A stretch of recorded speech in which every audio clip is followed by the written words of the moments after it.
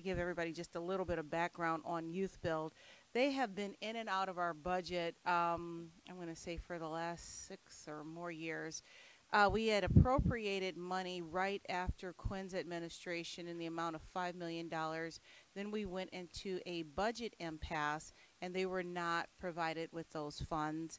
Last year, they were again, we found $5 million for them to make up for that money that they never got, but it was never given to them. So we're back again, hoping to get them some money from somewhere under one of our appropriate committees. So I'm going to start off. Tamika, if you can just announce yourself, turn the green light on, announce yourself for the record. And then Amanda from ISB, if you can come up in case you guys have questions, because we're looking to put this as a new grant line item under ISB.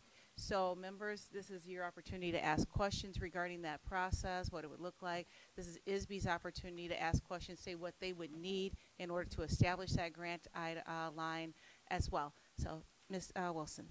Good morning. I'm Tamika Wilson, the Executive Director of Youth Build Lake County and Vice President of the Illinois Youth Build Coalition. Amanda Elliott, State Board of Education. Can you tell us about Youth Build and what are you going to, why do you need the money? What are you going to do with the money? Who do you serve? That kind of thing. Okay. So good morning. Thank you very much for having us here today. As I mentioned, Tamika Wilson, I'm the Executive Director for Youth Build Lake County, but I'm here today representing the Illinois Youth Build Coalition. The program that I run in North Chicago provides life skills, education, and career training for young adults seeking self-sufficiency through employment. That provides, Youth Build Lake County has provided over 700 young adults ages 16 to 24 those programs, again, education and career training, since 2014. Our program is an 8 to 12 month program, approximately 6 to 7 hours a day, that follows a national model developed by Youth Build USA, which was formed over 40 years ago. We are providing high school diploma and GED attainment to young adults who have dropped out of high school. The vast majority of our young people come to us with significant barriers, whether they're coming from the foster system, criminal justice system, parenting youth. They are looking for an opportunity for someone to give them a second chance, someone to believe in them. But more importantly, they have underlying barriers that have prevented them from being successful in the traditional educational system. So through our program at Youth Build Lake County, we do offer a high school diploma. We meet the young person where they're at by providing them access to an online high school diploma program currently. They are able to transfer in credits if they did complete any credits during their high school time, and then they're able to work 50% of the time that they're spending with us is directly focused on that education piece. 40% of the time is focused on the hands-on training.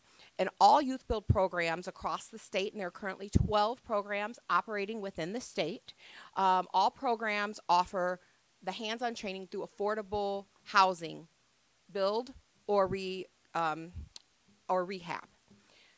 While that adds an opportunity for the other 10% of our program, which is service leadership, developing those leadership skills, it also contributes to their communities. It gives them something tangible to look at as a positive, where many of these youth don't have something that's positive in their background, something to look at in their community and truly say that I helped to build this, I helped to put a family into a house.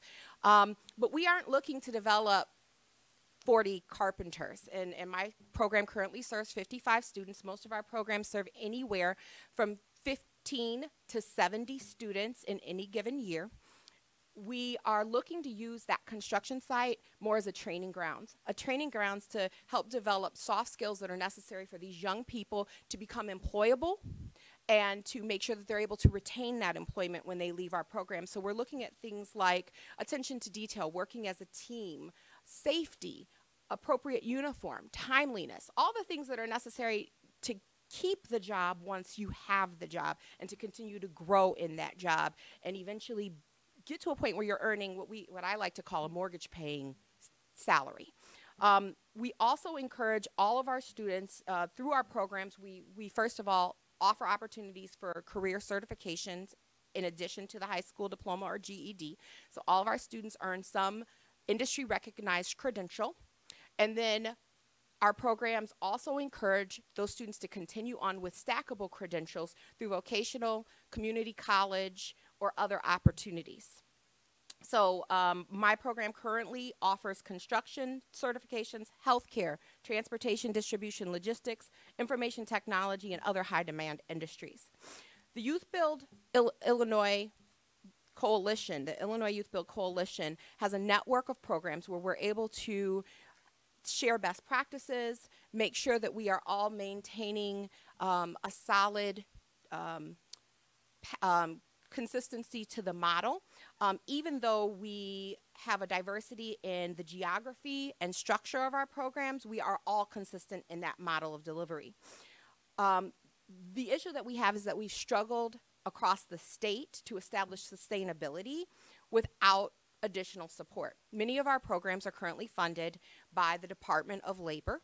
We are a federal line item, Youth Build is, and we compete for a grant. There's probably about twice as many applicants to the number of grants each year, and those are for 2-year grants.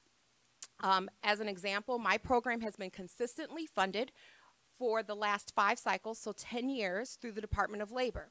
But as we approach June 30th, that funding, that grant, expires for my program, and there will likely be about a 6-month gap in programming. I happen to have a layered funding stream through other local support and private support, because we do have a strong development team as an independent 501c3, but many of our other programs don't have that well-established, I want to call it a safety net, to make sure that we're able to make it through tough times. And many programs find that they have to close and are no longer able to serve these communities where they are where they're serving the most underserved young adults. As an example, with North Chicago, we have had a graduation rate that has fluctuated between 23% to 55, 58%, I believe, is where it's at currently. And since 2010, it was taken over. The district was under oversight of the Illinois State Board of Education, and in 2012 the elected government was replaced by an appointed independent authority. So it's a struggling community, and that's typically what we see where youth builds are making the most impact. We can show a proven track record of over 70 to 80% completion and placement into either college or jobs at the end of our programs. My program for the last 2 years has consistently produced over 90% high school diploma attainment. And what I'm looking for right now, as Representative Mayfield mentioned, is support from the state of Illinois in the amount of $2.5 million for the Illinois Youth Build Coalition to provide the necessary support to the coalition to disperse to those operating youth builds that are meeting that consistent model and producing solid results for our underserved or opportunity youth of Illinois. Without that support, individuals like Tommy, who graduated from my program 2 years ago, had a significant learning disability, went to the College of Lake County this past year, received his certification in heating, ventilation, air conditioning, and cooling, and was hired by the Lake County Housing Authority. Sierra recently completed her high school diploma, having dropped out of school 2 years prior. She's a 19-year-old who's considered homeless. She couch surfs, so she stays with friends. She completed her high school diploma and is currently working on her certified nursing assistant certification. So she will receive that this spring, and we will be assisting her into going to first to work, but also to school, where she can continue on in her healthcare pathway. And finally, Alan. Alan is a single father. He came to us at 23 years old. He was looking to get out of a nowhere, dead-end job, learned everything that he possibly could on the construction site, literally was a shadow to our construction instructor. Brought his son around for the the mentoring activities and some of our other celebratory events. So we get to interact with his 2-year-old son. He is now in the Carpenters Union. He works for a prestigious construction company out of Chicago, and is doing phenomenal. But without the additional support of the state to provide adequate sustainability, whether it be because of times like where the Department of Labor funding has run out, or just to provide the necessary match of 25% that our programs are all required to provide to match the federal funding. Many of our programs will die, and with that will be the opportunities of individuals like Tommy, Sierra, and Alan. So we appreciate your consideration, and I'm happy to answer any questions. Okay, Amanda, did you have questions for Youth Build? Because I know I sprung this on you last week. Yeah. So, I wanted you to be able to. No, I had the opportunity to do a little bit of reading and research about Youth Build, and it sounds like you're doing wonderful work throughout the state. And so I'd love to just make some connections at the agency to make sure that we're able. This is exactly the kind of training that a lot of students in Illinois need. So connect you with agency staff who are doing some of this work, so that regardless of funding, that we're able to learn more about this and support the work. We did have questions from members. Representative Greenwood. Good morning. Thank you for coming this morning. I have a question about the program in East St. Louis. That's the district that I represent. So could you tell me more about that program? I believe it's ran by Vicki Forby in our area. So, and some of the successes, challenges that program has. So that particular program has been funded through the Department of Labor over a couple of previous cycles. The East St. Louis program is facing some difficulties right now. They are still funded through AmeriCorps, which is through the Corporation for National Service.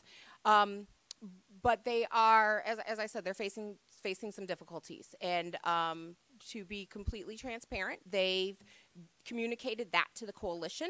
The coalition, because they are being investigated regarding some of their audited financials.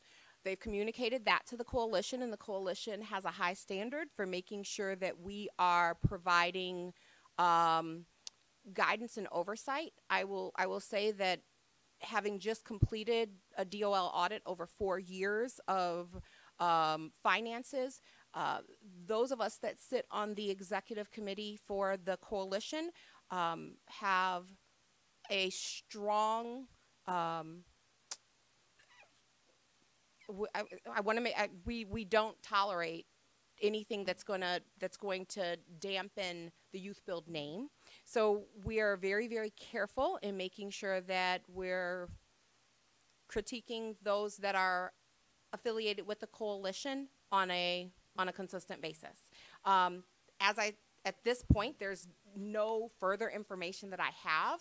I know she is still operating, Vicki is still operating the program through the AmeriCorps funding and some other funding that she has, but they are essentially answering to some questions that need to be clarified before we can make any determination further. So if this funding is approved, would that program be able to apply for dollars? They must be a program in good standing. Mm-hmm. So as long as they would be able to apply, obviously, but in terms of making sure that we have the appropriate oversight to continue to provide to the programs that are doing well and meeting the necessary oversight obligations, it would have to be something that would be determined based on their situation at the time. So right now, it would not be something that would be immediately approved. So are they not under your oversight at this time, the Youth Build Coalition? So or right now, operating under something different? The coalition doesn't have funding to support the programs currently.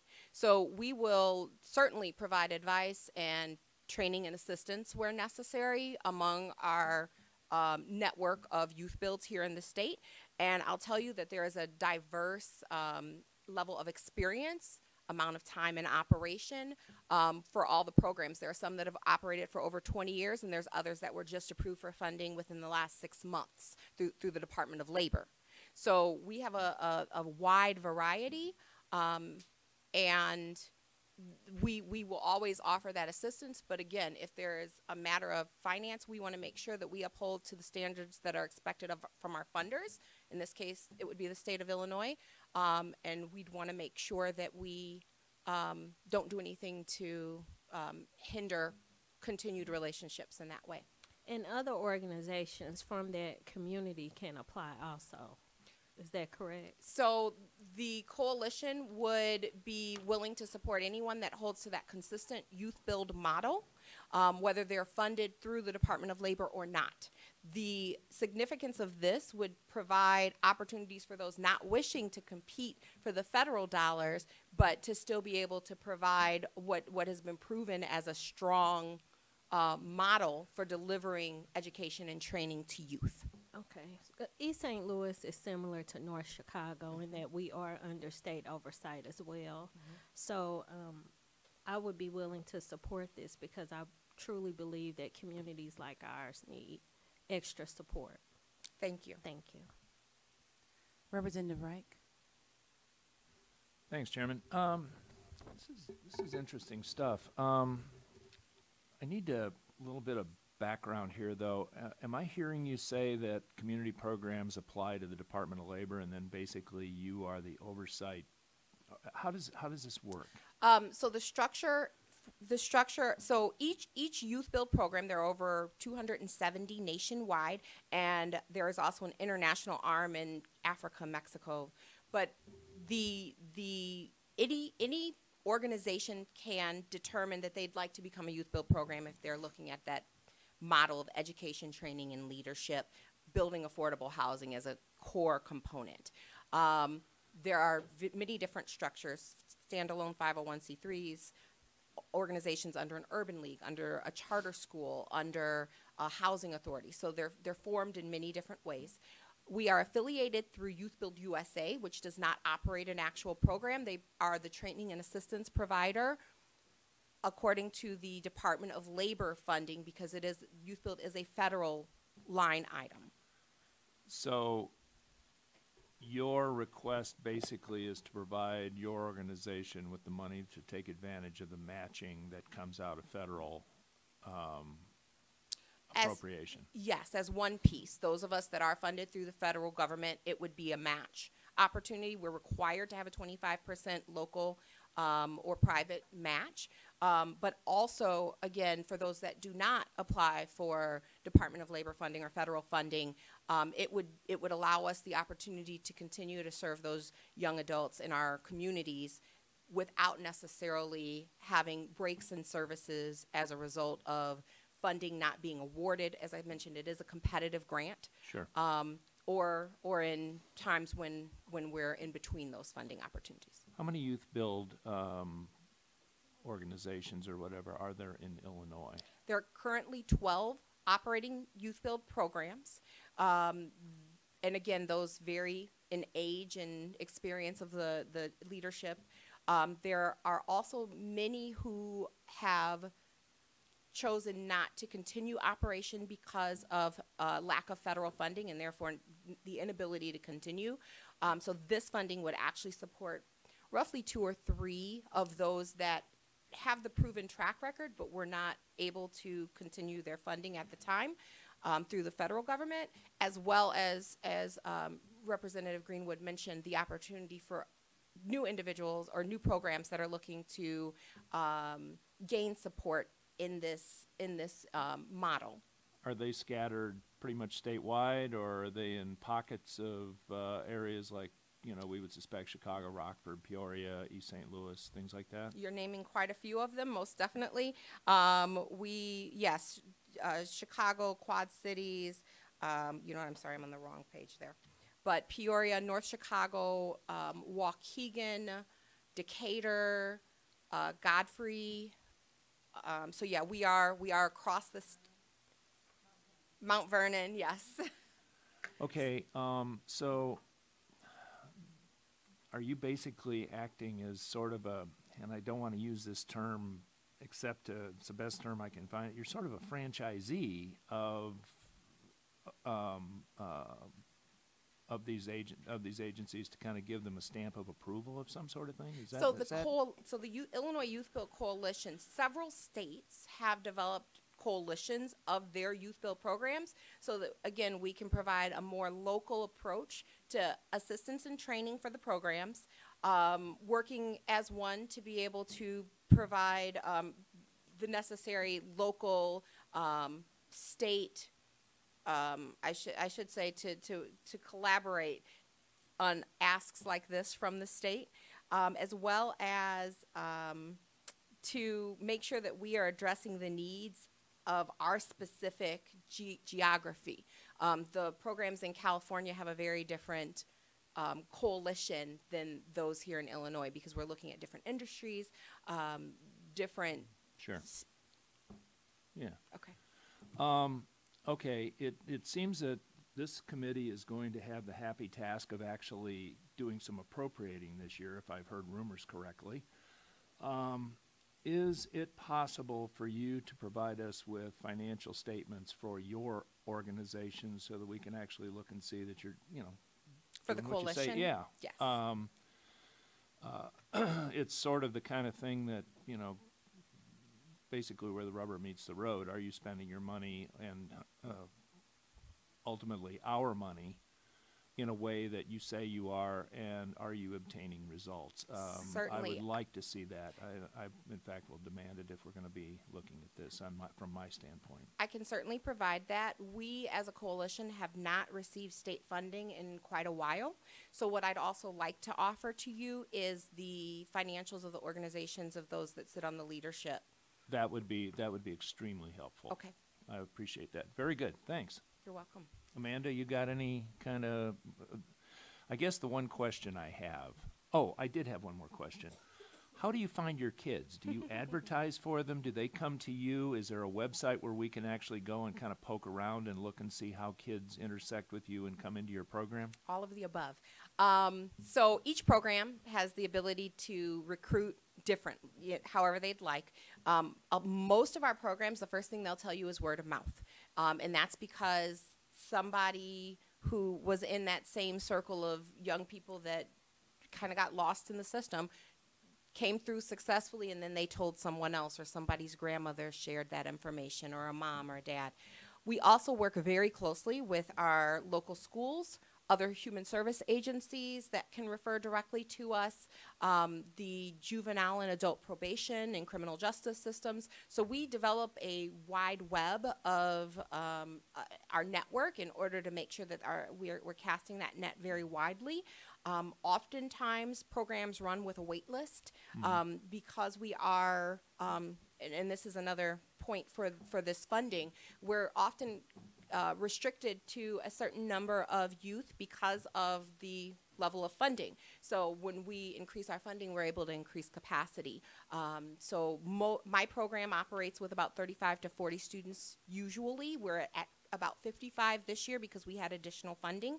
And as I said, most programs are somewhere between 15 and 70, depending on the type of funding that they're provided in any given year. Okay, thanks. Amanda, she answered your question. Thank you. Okay. And Amanda, we appreciate you listening in, because I know you're going to have more questions, and you and I were definitely going to talk offline more just to make sure that the appropriateness. So I'd like to add Representative Bourne, Representative Hernandez, and Representative Davis to the roll. Representative Tarver, followed by Representative Stewart for a question. Good morning. Good morning. Just a couple quick questions, and if you don't have the answers right now, if you can send it to the chair, that'd be great. A lot of what I'm reading talks about reducing recidivism rates, which I think is awesome and incredibly important. But it's talking about kind of youth build nationwide. Is there any way to understand how youth build is reduce recidivism rates here in Illinois? Because right now, like on this page, it says, youth build graduates under 11% compared to 67% nationally. I'm just trying to get more of an apples to apples comparison as it relates to Illinois. Is that possible? Yes, I don't have that information readily available. Sure. I know that as an example, my program does operate under 10% consistently. I believe we're down to like 6% over the last couple of years. But I can find that information out for the state. If you can, I mean, I'd be astonished if your program had recidivism rates going up. So I'm sure they're going down. I just would like to be able to kind of Certainly, get a better yeah, feel and for that's that. actually something that we we do gather. That'll be very easy to provide to you. So Okay. I'll pass that along. And then it mentions advanced pilot sites. It talks more about recidivism. This is on the top 10 reasons to support youth build. Okay. So 1, 2, 3, 4, 5. I think it's the 5th paragraph where it says outcomes are strong. Is there any way to kind of figure out where those pilot sites were? I know it shows a 43% reduction, but were any of those in Illinois? Was that in Iowa? I will be able to find that out for you Okay. as well. And again, if you could just send it through the chair. I'm Yes. not trying to challenge you. I just want to understand. No, it. no, no. That's completely fine. Yeah, I will definitely be able to get that information for you. And lastly, you probably mentioned this, and I was texting or something, but how many more young people will be served given the $2.5 million in the aggregate? So what that breaks down to is about 250,000, I want to say, per program, roughly.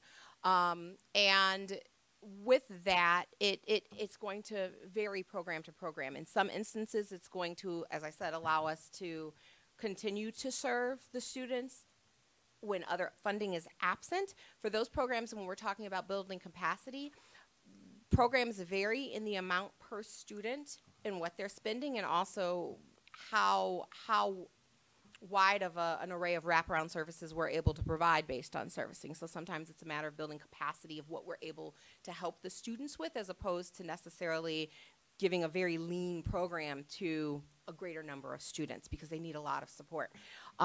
So you will hear different amounts. Just looking at the data that was collected over the last week as we were preparing to come down here, our programs are somewhere in the neighborhood of $8,000 to $15,000 per student, roughly. Programs do provide a stipend directly to the young person. We provide transportation assistance. And these are kind of incentives to ensure that they're taking the necessary time out for that 6 to 8 month program to help them get a better running start, as opposed to taking the first part-time or temp job that comes along that would replace the time that they really need to be in our programs. Thank you very much. It's incredibly helpful. Seems like an awesome organization. I'll look for the information that you're going to send, including the financials. Wonderful. Thank you. Representative Stewart. Sorry. Thank you for coming, by the way. This has been very enlightening. And I didn't realize that you were active in Godfrey, which it's not in my district, but tangential to me.